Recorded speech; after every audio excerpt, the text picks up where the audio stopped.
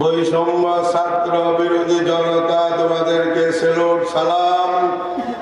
যেই কাজটা আমরা হেফাজত জামাত ছাত্র শিবির ছাত্র দল বিএনপি সহ পারি নাই, চেষ্টা করেছে, তোমরা একটা ধাক্কা দিয়েছ ফেরাউন দিল্লিতে।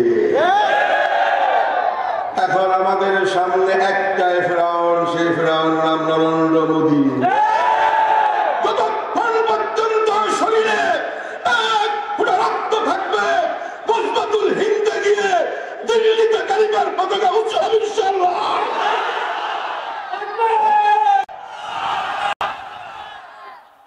আমিও সেই রাশিয়ার বিরুদ্ধে 7 বছর আফগান মুক্তিযোদ্ধাদের সাথে ছিলাম।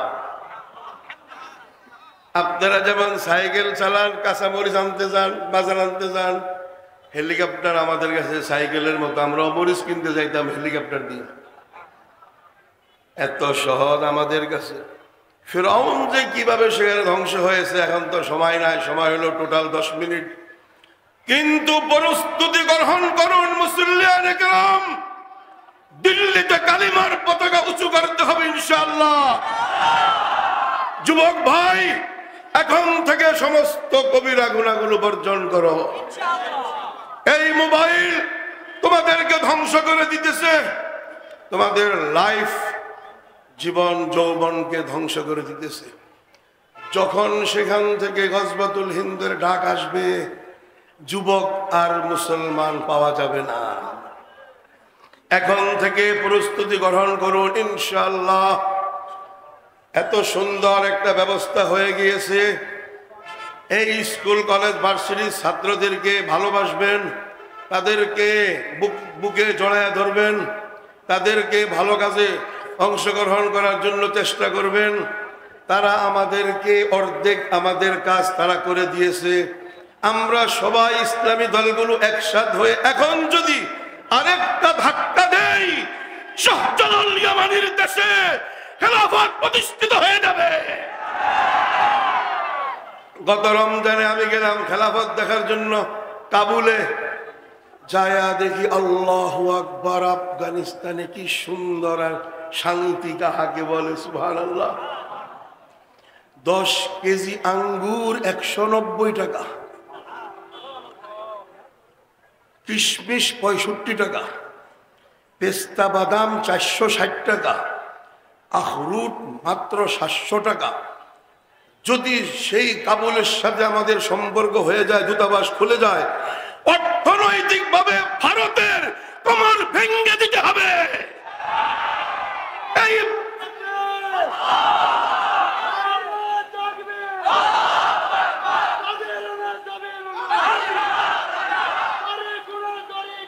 সময় সীমিত, বড় বড় আকাবিরিন আসতেছে, জসিমউদ্দিন রহমানী সাহেব, হারুনেজা সাহেব সবাই আসতেছে।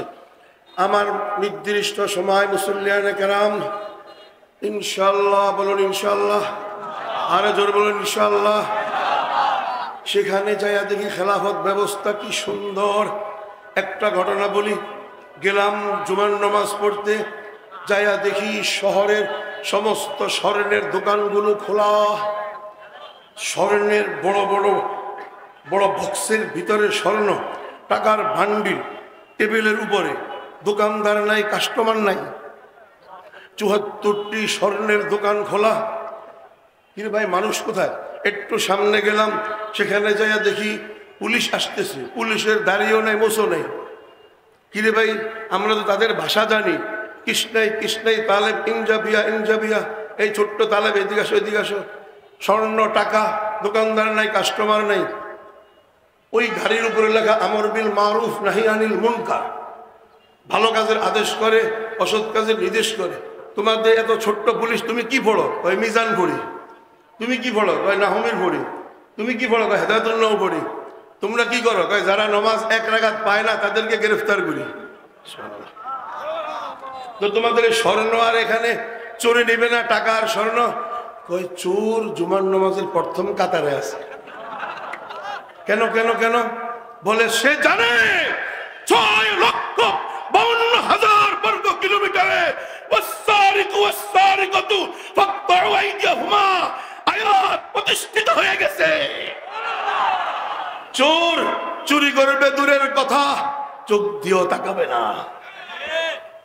আল্লামা সাইদি, মুফতি ফজলুল হক আমিনী, আল্লামা আহমদ শফিয়ার বাবুনগরী যেই দেশে শোয়া সেই দেশে আল্লাহর কোরআনের বিধিবিধান দেখতে গণবিপ্লবের ডাক আসলে আব্দুল কুদ্দুস ফারুকী শহীদ হয়ে যাবে।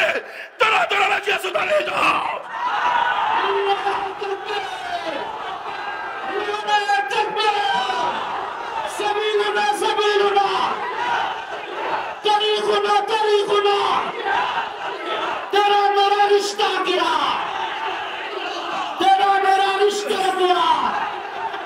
বসে যান এক সেকেন্ডের জন্য।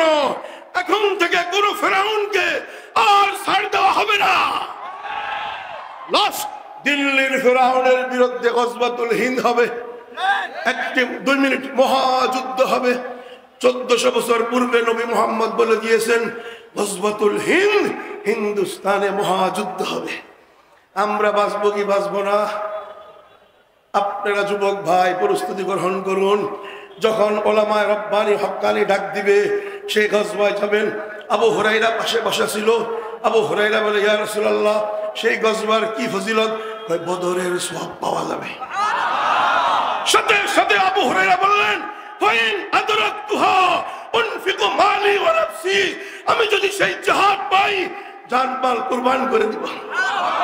দিল্লিতে কালেমার পতাকা উঁচু হবে। আমরা এখন থেকে প্রস্তুতি গ্রহণ করি। আল্লাহ পাক আমাদের সকলকে আমল করার তৌফিক দান করুক। গজওয়াতুল হিন্দে গিয়ে শাহাদাত বরণ করার তৌফিক দান করুক। ওয়া মা আলাইনা ইল্লাল বালাগুল মুবিন।